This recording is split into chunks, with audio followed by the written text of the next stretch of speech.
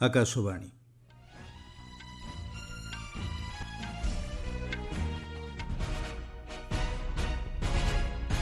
ସମ୍ବାଦ ପଢ଼ୁଛନ୍ତି ସତ୍ୟବ୍ରତ ବେହୁରା। ସ୍ୱାଧୀନତା ଦିବସ ଅବ୍ୟବହିତ ପୂର୍ବରୁ ଆଜି ଦେଶବାସୀଙ୍କୁ ସମ୍ବୋଧନ କରିବେ ରାଷ୍ଟ୍ରପତି। ଭାରତ ଲାଇବେରିଆ ମଧ୍ୟରେ ବିଭିନ୍ନ କ୍ଷେତ୍ରରେ ସହଯୋଗ ବୃଦ୍ଧି ଉପରେ ଦ୍ୱିପାକ୍ଷିକ ଆଲୋଚନା। ଉତ୍ତରାଖଣ୍ଡର ଚାମୋଲିରେ ଭୂସ୍ଖଳନ ଯୋଗୁଁ 6 ଜଣଙ୍କ ମୃତ୍ୟୁ, 14 ଗୁରୁତର। ଏବଂ ଦେଶ ବିଭାଜନର ଯନ୍ତ୍ରଣାକୁ ମନେ ପକାଇ ଆଜି ପାଳନ କରାଯାଉଛି ବିଭାଜନ ବିଭୀଷିକା ସ୍ମୃତି ଦିବସ। 80ତମ ସ୍ୱାଧୀନତା ଦିବସର ଅବ୍ୟବହିତ ପୂର୍ବରୁ ଆଜି ସନ୍ଧ୍ୟା 7টাରେ ରାଷ୍ଟ୍ରପତି ଦ୍ରୌପଦୀ ମୁର୍ମୁ ଦେଶବାସୀଙ୍କୁ ଉଦ୍ବୋଧନ ଦେବେ। ରାଷ୍ଟ୍ରପତିଙ୍କର ଏହି ଉଦ୍ବୋଧନ ଆକାଶବାଣୀର ସମସ୍ତ ଜାତୀୟ ନେଟୱାର୍କ ଏବଂ ଦୂରଦର୍ଶନର ସମସ୍ତ ଚ୍ୟାନେଲରେ ପ୍ରଥମେ ହିନ୍ଦୀ ଓ ପରେ ଇଂରାଜୀ ଭାଷାରେ ଉପଲବ୍ଧ ହେବ।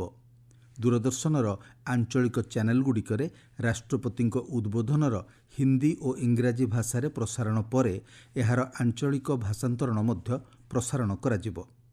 ଆକାଶବାଣୀ ପକ୍ଷରୁ ରାଷ୍ଟ୍ରପତିଙ୍କ ଭାଷଣର ଆଞ୍ଚଳିକ ଭାଷାନ୍ତରଣ ଆଜି ରାତି 9:30 ପ୍ରଚାର କରାଯିବ।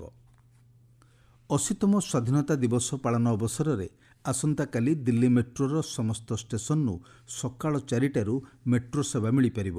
ଦିଲ୍ଲୀ ମେଟ୍ରୋ ରେଳ ନିଗମ ପକ୍ଷରୁ ମିଳିଥିବା ସୂଚନା ଅନୁଯାୟୀ ସ୍ୱାଧୀନତା ଦିବସ ଉତ୍ସବରେ ଯୋଗଦେବା ଲାଗି ଆସୁଥିବା ସ୍ୱତନ୍ତ୍ର ଅତିଥି, ନିମନ୍ତ୍ରିତ ବ୍ୟକ୍ତିତ୍ୱ ଏବଂ ସାଧାରଣ ଲୋକଙ୍କ ପାଇଁ ଏହି ବ୍ୟବସ୍ଥା କରାଯାଇଛି। ଦିଲ୍ଲୀ ମେଟ୍ରୋର ସମସ୍ତ ମାର୍ଗରେ ପ୍ରତି 30 ମିନିଟ୍ରେ ରେଳ ଚଳାଚଳ କରିବ। ସୂଚନାଯୋଗ୍ୟ, ସ୍ୱାଧୀନତା ଦିବସ ପାଳନ ସ୍ଥଳୀର ନିକଟବର୍ତ୍ତୀ ଷ୍ଟେସନ ମଧ୍ୟରେ ଲାଲକିଲ୍ଲା, ଜମା ମସଜିଦ୍ ଏବଂ ଦିଲ୍ଲୀ ଗେଟ୍ ମେଟ୍ରୋ ଷ୍ଟେସନ ରହିଛି।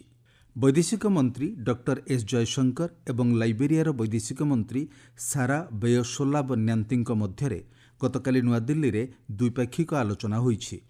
ବୈଠକରେ ଭାରତ ଲାଇବେରିଆ ମଧ୍ୟରେ ଥିବା ଦ୍ୱିପାକ୍ଷିକ ସମ୍ପର୍କର ସମୀକ୍ଷା କରାଯିବା ସହ ବାଣିଜ୍ୟ, ପୁଞ୍ଜିନିବେଶ, କୃଷି, ସ୍ୱାସ୍ଥ୍ୟ, ଶକ୍ତି, ଖଣିଜ, ଶିକ୍ଷା ଏବଂ ପ୍ରଯୁକ୍ତିବିଦ୍ୟା କ୍ଷେତ୍ରରେ ଉଭୟ ଦେଶ ମଧ୍ୟରେ ସହଯୋଗ ବୃଦ୍ଧି ଉପରେ ଆଲୋଚନା ହୋଇଥିବା ଜଣାପଡ଼ିଛି। ଉଭୟ ନେତା ସାମର୍ଥ୍ୟ ନିର୍ମାଣ ଏବଂ ଲୋକସମ୍ପର୍କ ଦୃଢ଼ କରିବା ଉପରେ ଗୁରୁତ୍ୱ ପ୍ରଦାନ କରିଛନ୍ତି। ନୂଆଦିଲ୍ଲୀରେ ଲାଇବେରିଆର ଦୂତାବାସ ଉଦ୍ଘାଟନ ନେଇ ଡକ୍ଟର ଜୟଶଙ୍କର ସେଠାକାର ବୈଦେଶିକ ମନ୍ତ୍ରୀ ନ୍ୟାନ୍ତିଙ୍କୁ ଶୁଭେଚ୍ଛା ଜଣାଇଛନ୍ତି। ଉଭୟ ନେତା ବିଶ୍ୱସ୍ତରୀୟ ମଞ୍ଚରେ ଶାନ୍ତି ଏବଂ ବିକାଶକୁ ପ୍ରାଧାନ୍ୟ ଦେବା ସହ ସହଯୋଗ ବୃଦ୍ଧି ଉପରେ ପ୍ରତିବଦ୍ଧତା ପ୍ରକାଶ କରିଛନ୍ତି। ବେସାମରିକ ବିମାନ ଚଳାଚଳ ମନ୍ତ୍ରୀ କେ ରାମମୋହନ ନାଇଡୁ କହିଛନ୍ତି, ସଂସଦର ମୌସୁମୀ ଅଧିବେଶନ ବିରୋଧୀ ସଦସ୍ୟଙ୍କ ହଟ୍ଟଗୋଳ ଯୋଗୁଁ ଅନିର୍ଦ୍ଦିଷ୍ଟ କାଳ ପାଇଁ ମୁଲତବୀ ଘୋଷଣା ହେବା ଦ୍ୱାରା ବେସାମରିକ ବିମାନ ଚଳାଚଳ କ୍ଷେତ୍ର ସମ୍ପର୍କରେ ଆଲୋଚନା ଲାଗି ଆବଶ୍ୟକ ସମୟ ମିଳିପାରି ନାହିଁ। ସାମାଜିକ ଗଣମାଧ୍ୟମ ପୋଷ୍ଟରେ ମନ୍ତ୍ରୀ ଶ୍ରୀ ନାଇଡୁ କହିଛନ୍ତି, ସେ ସଂସଦରେ ବେସାମରିକ ବିମାନ ଚଳାଚଳ ସମ୍ପର୍କିତ 28ଟି ତାରକା ଚିହ୍ନିତ ପ୍ରଶ୍ନର ଉତ୍ତର ଦେବା ଲାଗି ପ୍ରସ୍ତୁତ ଥିଲେ।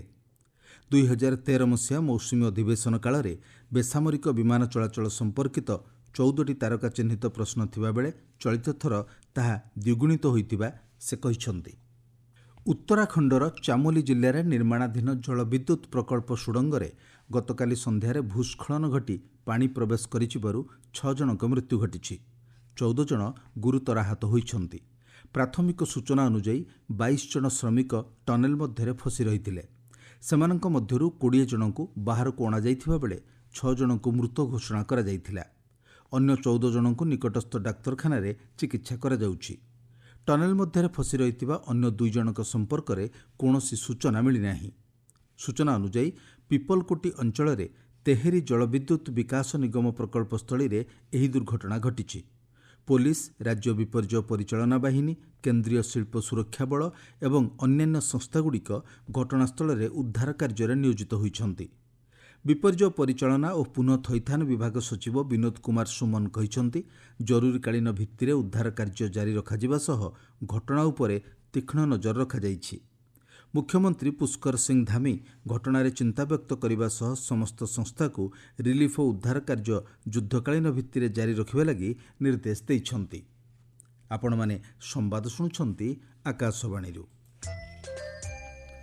1947 ମସିହାରେ ବିଭାଜନ ସମୟରେ ପ୍ରାଣବଳି ଦେଇଥିବା ଏବଂ ଯନ୍ତ୍ରଣା ସହିଥିବା ଭାରତୀୟମାନଙ୍କୁ ଶ୍ରଦ୍ଧାଞ୍ଜଳି ଦେବା ଉଦ୍ଦେଶ୍ୟରେ ଆଜି ପାଳନ କରାଯାଉଛି ବିଭାଜନ ବିଭୀଷିକା ସ୍ମୃତି ଦିବସ।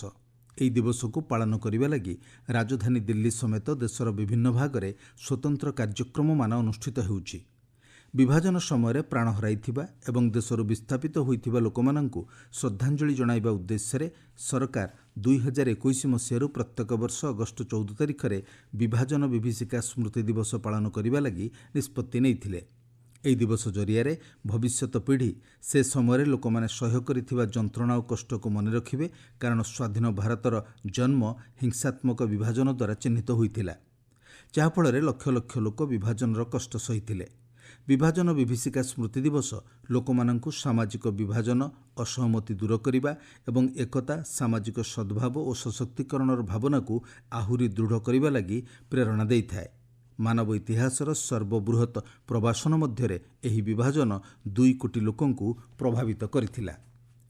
ବିଭାଜନ ବିଭୀଷିକା ସ୍ମୃତି ଦିବସ ପୂର୍ବ ସନ୍ଧ୍ୟାରେ ଗତକାଲି ନୂଆଦିଲ୍ଲୀରେ ଆୟୋଜିତ ଏକ କାର୍ଯ୍ୟକ୍ରମରେ କେନ୍ଦ୍ର ପର୍ଯ୍ୟଟନ ଓ ସଂସ୍କୃତି ମନ୍ତ୍ରୀ ଗଜେନ୍ଦ୍ର ସିଂ ଶେଖାୱତ ଯୋଗ ଦେଇଥିଲେ। ସାମାଜିକ ଗଣମାଧ୍ୟମରେ ଶ୍ରୀ ଶେଖାୱତ ବିଭାଜନରେ ପ୍ରଭାବିତ ଲୋକମାନଙ୍କୁ ଶ୍ରଦ୍ଧାଞ୍ଜଳି ଅର୍ପଣ କରିଛନ୍ତି। ସେ କହିଛନ୍ତି, ସରକାର ଦେଶର ଏକତା, ଅଖଣ୍ଡତା ଓ ସାମାଜିକ ସଦ୍ଭାବକୁ ଦୃଢ଼ କରିବା ଲାଗି ପ୍ରତିବଦ୍ଧ। କେନ୍ଦ୍ର ବୟନଶିଳ୍ପ ମନ୍ତ୍ରୀ ଗିରିରାଜ ସିଂ ଆଜି ନୂଆଦିଲ୍ଲୀରେ ହ୍ୟାଣ୍ଡଲୁମ୍ ହାଟ, ହ୍ୟାଣ୍ଡଲୁମ୍ ଅନୁଭବ କେନ୍ଦ୍ରର ଉଦ୍ଘାଟନ କରିବେ।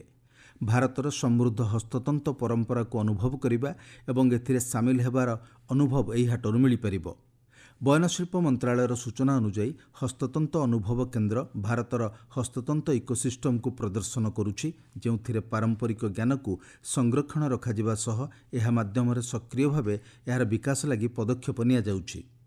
ଉଦ୍ଘାଟନୀ ପ୍ରଦର୍ଶନୀରେ ଜାତୀୟ ବୟନଶିଳ୍ପ ବିକାଶ ନିଗମ ଦ୍ୱାରା ଆୟୋଜିତ ହେବାକୁ ଥିବା ପ୍ରଦର୍ଶନୀରେ 24 ଜଣ ପୁରସ୍କାର ବିଜେତାଙ୍କ ହାତ ତିଆରି ଉତ୍ପାଦ ଏବଂ 30ରୁ ଅଧିକ ବ୍ରାଣ୍ଡ ଭାଗ ନେବେ। ନେପାଳର ରୋଲ୍ପା ଜିଲ୍ଲାରେ ଭୂସ୍ଖଳନ ଘଟି 7 ଜଣଙ୍କ ମୃତ୍ୟୁ ହୋଇଥିବା ବେଳେ 5 ଜଣ ନିଖୋଜ ଅଛନ୍ତି। କାଠମାଣ୍ଡୁଠାରୁ 450 କିଲୋମିଟର ଦୂର ପଶ୍ଚିମାଞ୍ଚଳ କୋଟଲବରାରେ ପ୍ରବଳ ବର୍ଷା ହେବା ପରେ ଭୂସ୍ଖଳନ ଘଟିଥିଲା। ସେଠାକାର ସହକାରୀ ପୋଲିସ ଅଧିକାରୀ ଶୈଳେନ୍ଦ୍ର ଥାପା କହିଛନ୍ତି, ଘଟଣାସ୍ଥଳରୁ 7ଟି ମୃତଦେହ ଉଦ୍ଧାର କରାଯାଇଛି। 2 ଜଣ ଗୁରୁତରଙ୍କୁ ନିକଟସ୍ଥ ହସ୍ପିଟାଲରେ ଭର୍ତ୍ତି କରାଯାଇଛି। ଭୂସ୍ଖଳନରେ 2 ଜଣ ବୟସ୍କ ମହିଳା ଓ 3 ଜଣ ବୟସ୍କ ପୁରୁଷ ନିଖୋଜ ଥିବା ଜଣାପଡ଼ିଛି। ନେପାଳ ସେନା ଏବଂ ପୋଲିସ ପକ୍ଷରୁ ଅନୁସନ୍ଧାନ ଓ ଉଦ୍ଧାର କାର୍ଯ୍ୟ ଜାରି ରହିଛି। ସ୍ୱାସ୍ଥ୍ୟସେବା ପୁନଃସ୍ଥାପନ ଶୀର୍ଷକରେ ଆୟୋଜିତ ପ୍ରଥମ ଭାରତ ଇସ୍ରାଏଲ ହାକାଥନ୍ରେ ଉଭୟ ଦେଶର ବହୁ ସଂଖ୍ୟାରେ ଯୁବ ନବସୃଜନକାରୀ ଭାଗ ନେଇଛନ୍ତି।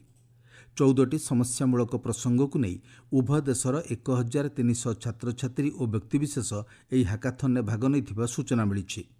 ଇସ୍ରାଏଲରେ ଅବସ୍ଥାପିତ ଭାରତର ରାଷ୍ଟ୍ରଦୂତ ଜେପି ସିଂ ହାକାଥନ୍ ବିଜେତାଙ୍କୁ ସମ୍ବର୍ଦ୍ଧିତ କରିଛନ୍ତି।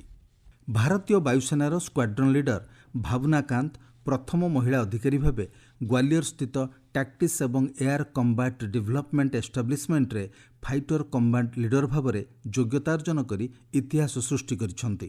ସାମାଜିକ ଗଣମାଧ୍ୟମରେ ଭାରତୀୟ ବାୟୁସେନା କହିଛି, ଏହି ଐତିହାସିକ ସଫଳତା ବୃତ୍ତିଗତ ଉତ୍କର୍ଷତା, ଯୁଦ୍ଧ କୌଶଳ ଏବଂ ବାୟୁସେନାର ପ୍ରତିବଦ୍ଧତାକୁ ପ୍ରତିଫଳିତ କରୁଛି। ପାକିସ୍ତାନର ଖାଇବର ପଖ୍ତୁଆ ଅଞ୍ଚଳରେ ସୁରକ୍ଷା ବଳ ସହ ଗୁଳି ବିନିମୟରେ 15 ଜଣ ଆତଙ୍କବାଦୀଙ୍କ ମୃତ୍ୟୁ ଘଟିଛି। ଏହି ଘଟଣାରେ ଅନ୍ୟ କେତେଜଣ ଆତଙ୍କବାଦୀ ଆହତ ହୋଇଛନ୍ତି। ସେଠାକାର ଜଣେ ପୋଲିସ ଅଧିକାରୀ କହିଛନ୍ତି, ବରିକୋଟ ଗ୍ରାମ ନିକଟରେ ଆତଙ୍କବାଦୀମାନେ ଏକ ଚେକ୍ପୋଷ୍ଟ ଉପରେ ଆକ୍ରମଣ କରିବା ଲାଗି ପ୍ରସ୍ତୁତ ହେଉଥିବା ବେଳେ ପୋଲିସ ଏବଂ ସୁରକ୍ଷା ବଳ ମିଳିତ ଭାବେ ଆକ୍ରମଣ କରିଥିଲେ। ସମ୍ପୃକ୍ତ ଅଞ୍ଚଳକୁ ଘେରାବନ୍ଦୀ କରାଯାଇ ତଲାସୀ ଅଭିଯାନ ଜାରି ରହିଥିବା ସୂଚନା ମିଳିଛି। କେନ୍ଦ୍ର ସାମାଜିକ ନ୍ୟାୟ ଓ ସଶକ୍ତିକରଣ ମନ୍ତ୍ରୀ ଡକ୍ଟର ବୀରେନ୍ଦ୍ର କୁମାର ଆଜି ନୂଆଦିଲ୍ଲୀରେ ଜାତୀୟ ବରିଷ୍ଠ ନାଗରିକ ପରିଷଦର 5ମ ବୈଠକରେ ଅଧ୍ୟକ୍ଷତା କରିବେ। ବୈଠକରେ ବରିଷ୍ଠ ନାଗରିକମାନଙ୍କ କଲ୍ୟାଣ ସମ୍ବନ୍ଧିତ ବିଭିନ୍ନ ପ୍ରସଙ୍ଗ ଉପରେ ବିଚାର ଆଲୋଚନା କରାଯିବ। ସାମାଜିକ ନ୍ୟାୟ ଓ ସଶକ୍ତିକରଣ ମନ୍ତ୍ରାଳୟ ସୂଚନା ଅନୁଯାୟୀ ବୈଠକରେ ବିଭିନ୍ନ ପ୍ରସଙ୍ଗରେ ବିଚାର ବିମର୍ଶ ଦ୍ୱାରା ବରିଷ୍ଠ ନାଗରିକମାନଙ୍କ ପାଇଁ ଆନ୍ତଃମନ୍ତ୍ରାଳୟ ସମନ୍ୱୟ ଦୃଢ଼ କରାଯିବା ସହ ସେମାନଙ୍କ ପାଇଁ ସମ୍ମାନଜନକ ଓ ସୁରକ୍ଷିତ ଜୀବନ ସୁନିଶ୍ଚିତ କରାଯାଇପାରିବ। ମୁଖ୍ୟ ସମ୍ବାଦ ପୁଣିଥରେ। ସ୍ୱାଧୀନତା ଦିବସ ଅବ୍ୟବହିତ ପୂର୍ବରୁ ଆଜି ଦେଶବାସୀଙ୍କୁ ସମ୍ବୋଧନ କରିବେ ରାଷ୍ଟ୍ରପତି। ଭାରତ ଲାଇବେରିଆ ମଧ୍ୟରେ ବିଭିନ୍ନ କ୍ଷେତ୍ରରେ ସହଯୋଗ ବୃଦ୍ଧି ଉପରେ ଦ୍ୱିପାକ୍ଷିକ ଆଲୋଚନା। ଉତ୍ତରାଖଣ୍ଡର ଚାମୋଲିରେ ଭୂସ୍ଖଳନ ଯୋଗୁଁ 6 ଜଣଙ୍କ ମୃତ୍ୟୁ, 14 ଗୁରୁତର।